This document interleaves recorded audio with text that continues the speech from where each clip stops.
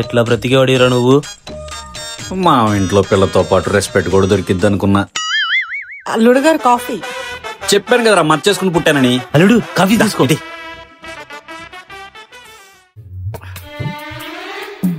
What is this? Bill. Current బిల్లా?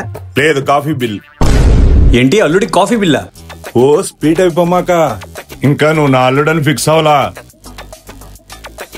నువ్వు 30 రోజులు ఉన్నదానికి తిన్నదానికి ప్రతి దానికి డబ్బులు కడితేనే ఇక్కడ ఉండాలి.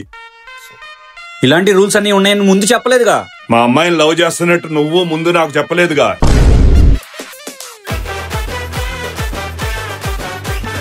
బిల్లు కడతావా, మా అమ్మాయిని వదిలేస్తావా?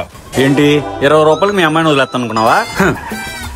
ఏంటి 350 రూపాయలా? నువ్వు తాగింది 20 రూపాయలే, మీ వాడు తాగింది 330. Old coffee. నీదే వ్యాపారం రా. కోలాపారం బా. మరి నీకెందుకురా కోల్డ్ కాఫీ? అంటే ఫ్రీగా వచ్చింది కదా అని. బిల్లు 330. డిస్కౌంట్ ఏం లేదా? అయితే టిప్ ఏమన్నా ఉందా? వద్దులేండి. మధ్యాహ్నం భోజనం మెనూ ఏం కావాలేటి? నేను మా మామ ఇంటికి వచ్చాను, ఉడిపి హోటల్కి వచ్చాను, అర్థం కావట్లా. వద్దులేండి, బయటికి వెళ్ళి తింటాను. అయ్యో అల్లుడు గారు, ఫస్ట్ కాంప్లిమెంటరీ ఫ్రీ. ఫ్రీయా?